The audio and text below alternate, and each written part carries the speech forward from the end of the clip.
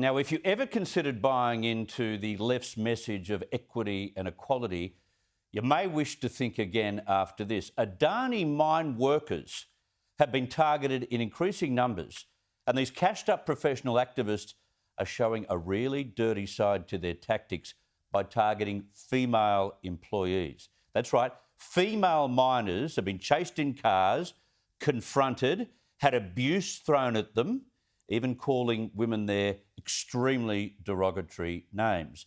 It's become more than a green protest. It's turned dirtier than the coal being mined on that location. Kate Campbell from Adani Australia joins me now from Brisbane. Kate, we appreciate your time. How long has this dirty behaviour been going on? Chris, we've had some illegal protesters camping on our mine site for about 4 months, and recently we showed some videos on social media of the kind of things that are happening on the mine site that are really concerning us, and particularly my female colleagues. And we were just overwhelmed by the kind of response we got from people who watched those videos. One of them actually was watched more than 1 million times.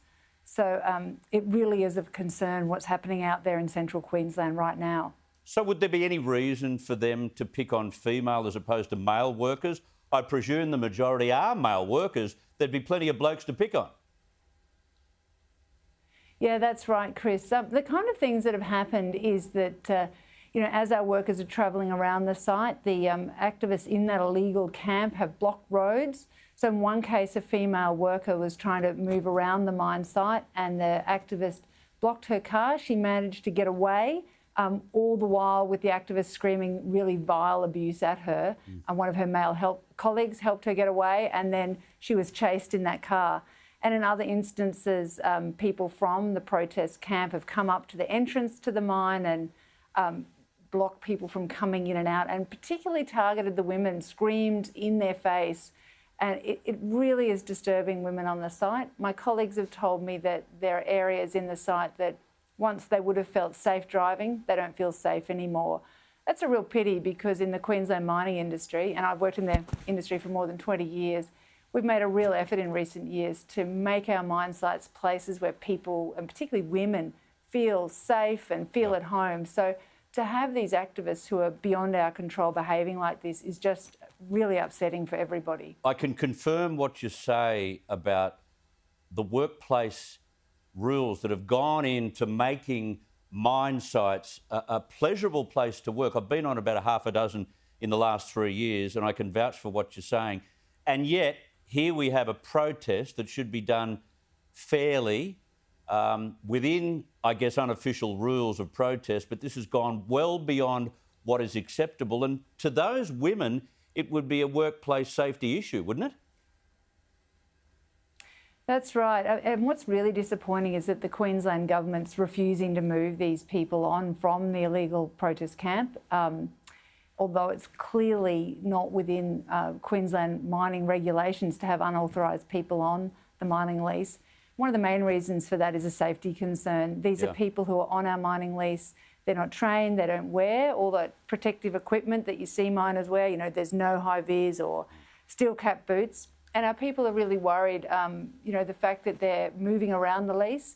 We've got big Caterpillar haul trucks, we've got excavators, semi-trailers, bulldozers all operating there. And our operators who operate that gear are really concerned of the kind of accident could happen. I mean, that's apart from the issue of the abuse and the intimidation. If one of those people got in the way of their gear, or even locked on as they've done before and we didn't know they were there.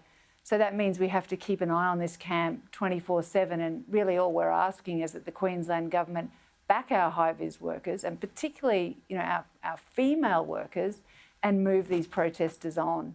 Yeah, I agree, and I would have thought that they will be the first to complain and blame you when some kind of injury occurs on that site. Can I ask about the resolution you've come to with local Indigenous groups? This has been productive, but of course, activists don't want to hear about this, right? Yeah, that's right.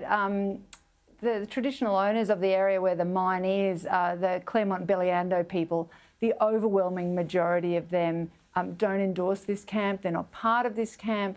or these illegal protests. So instead, they're working really productively with us under what's called an Indigenous land use agreement.